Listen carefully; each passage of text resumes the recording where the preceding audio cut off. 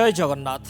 लीलाचल बिहारी महाप्रभु श्री जगन्नाथ वर्षके थरे महाप्रभु नवदिनात्मक यात्रारे रथयात्रा करी निज जन्म वेदी को विजे करिथांती। आड़प मंडपरे 7 दिन रहणी परे बाहुड़ा दशमी दिन गुंडीचा मंदिरर नाकचणा द्वार दे बाहरी थांती। गुंडीचा मंदिरर एही नाकचणा द्वारर विशेष महत्व रही। किंबदंती अछि राणी गुंडीचा एहाकु स्वतंत्र भावे निर्माण करथिले। एही द्वार देई हेरा पंचमी दिन महालक्ष्मी प्रत्यावर्तन करिबा समय निज नाकचणा हजाई देइथिबा हेतु एही द्वारर नाम नाकचणा द्वार होइथिबा लोक कथारु जणाजाए। तेबे धार्मिक और आध्यात्मिक दृष्टि नाकचणा द्वार गुंडीचा मंदिरर अन्यतम प्रमुख और प्रस्थान द्वार भावे विवेचना करा जाए। विश्वास अछि एही द्वार सम्मुख रे श्रद्धावाली दर्शन कले पुण्य मिलता है। नाकचणा द्वारर कथा और महिमा को नहीं आमर स्वतंत्र उपस्थापना नाकचणा द्वार।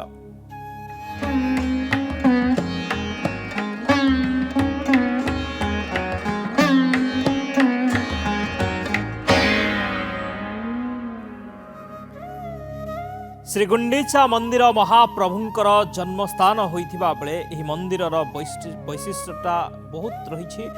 रथयात्रा रे प्रभु भक्त मानक दर्शन देवा पाई बाहर को आसुथिबा बेले आड़प मंडप रे विराजमान करी दर्शन देइथांती। गुंडीचा मंदिरर महावेदी रे लीला करिबा परे महाप्रभु नीलाद्रि कंदर को प्रत्यावर्तन करिबा समय रे नाकचणा द्वार देई बाहरी थांती। गुंडीचा मंदिर रे 3 गोटी द्वार रहिथिबा बेले दक्षिण द्वार भावे नाकचणा द्वार परिचित।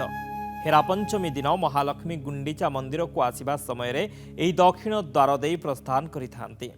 लोककथा अछि अभिमानिनी मां महालक्ष्मी महाप्रभु को दर्शन करिबा आशा नै गुंडीचा मंदिर को आसिथिबा बेले दर्शन पाई नथिले। एणु रागरे प्रत्यावर्तन करिबा समय रे लक्ष्मी मांकर नाकचणा खसी पड़िथिला। एणु सेही नाकचणा नामरे द्वारर नाम नाकचणा द्वार होइथिबा जणा जाय। तेरे श्री जगन्नाथ संस्कृति गवेषक नरेश दास कौन कहती आसन सुनिबा। यही गुंडीचा घरर पूर्व द्वार नाही, पूर्व द्वार रे द्वार नाही, पश्चिम द्वार रे गोटे द्वार से होची सिंह द्वार। से बाट देकरी महाप्रभु माने गुंडीचा मंडप को विजय करती, किंतु से रास्ता रे फेरमती नाही।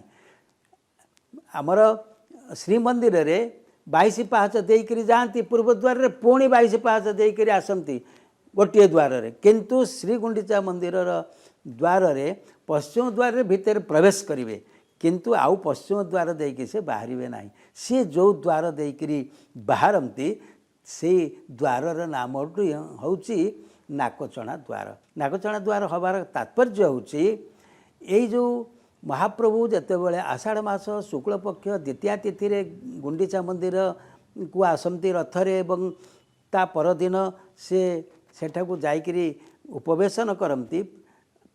पंचम दिन हेरा पंचमी रे लक्ष्मी ठाकुराणी तांकू देखिबाकू एठाकू आसती। दक्षिण द्वार पाखरे तांकर गोटे नीति हुए।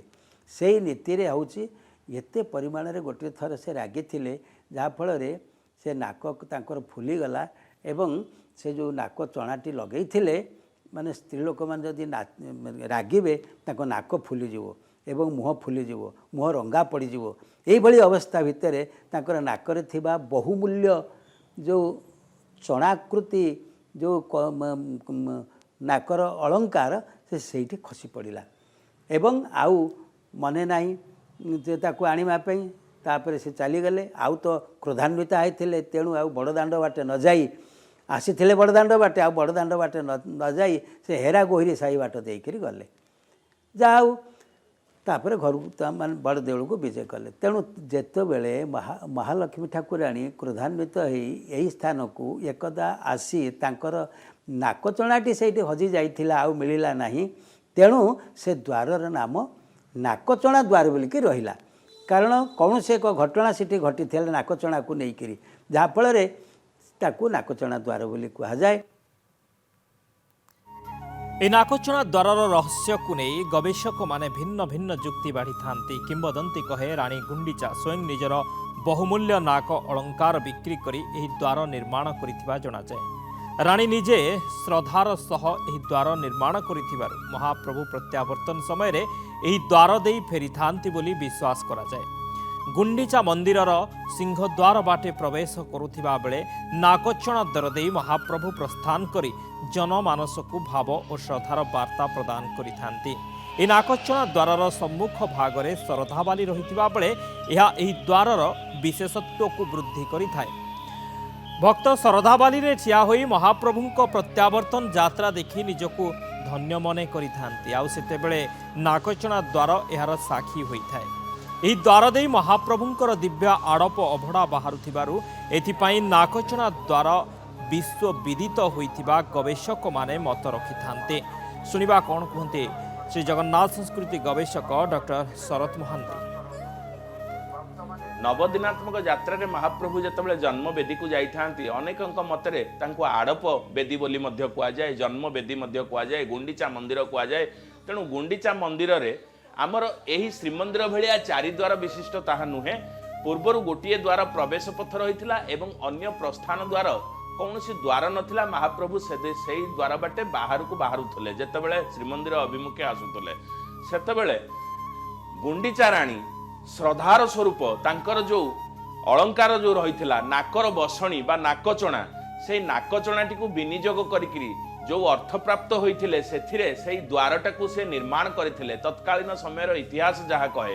तेणु लोकमुखरे परवर्ती काल रे ताहा नाकचणा द्वार भाव में विदित हैला एवं महाप्रभु जेतेबेले श्रीगुंडीचा मंदिर रे प्रवेश करिथांती सेतेबेले जो द्वार देई प्रवेश करिथांती प्रवेश द्वार रहिछि गोटे से प्रवेश द्वार बाट देई महाप्रभु प्रवेश करिथांती एवं जेतेबेले प्रस्थान करिथांती बाहुडा दशमी अवसर रे धाड़ी पहंडी रे आसीथांती बाहर को नाकचणा द्वार बाट देइकरी शरधावाली निकट को आसीथांती। तेणु नाकचणा कहिबार तात्पर्य महाप्रभुंकर मुखावलोकन रे अनेक पुष्प अलंकार मध्य लागि होउची। नाकचणा जो कहा जाए महाप्रभुंकर नासिकारे लागुची पुष्प अलंकार नाकचणा सेथिरु भी अनुमान करा जाए जे एही द्वार को मध्य एभली कहा जाई पारि थाए। नाकचणा द्वारर महात्म्य आमे माने जहा जानिचे जेतेबेले भक्त माने प्रवेश करी महाप्रभु को आड़प वेदी रे दर्शन करती आनंद बजार रे आड़प अभड़ा सेवन करती पितृलोक को उत्सर्ग करती से माने प्रस्थान करिवार जो व्यवस्थित विधि बा जो ढंग से जो द्वार बाट देई प्रस्थान करती ताहार नाम नाकचणा द्वार एवं नाकचणा द्वार बाटे बाहर को बाहरिला परे सेठारे शरधावाली टिके श्रद्धारे कपाଳରେ बा मुंडरे बोलिकिरी से माने बाहरिकिरी जाई थांती। अनेक पुण्य प्राप्ति होई थाए नाकचणा द्वार रो सानिध्य लाभ करिवा द्वारा ए विश्वास भक्त रही।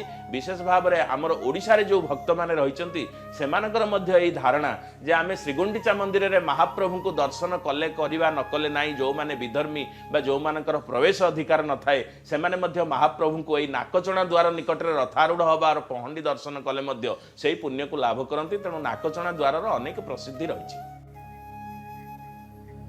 भक्तर भक्ति भावरे कालिया ठाकुर नवदिनात्मक लीला परे बाहुडी आसंती। बाहुडा यात्रा रे नाकचणा द्वारा सम्मुखर यात्रा आरंभ करिवार परंपरा रहिथिबा बेले रथ त्रय को एथिपाई दक्षिण मोड़ मध्य करा जायथाय।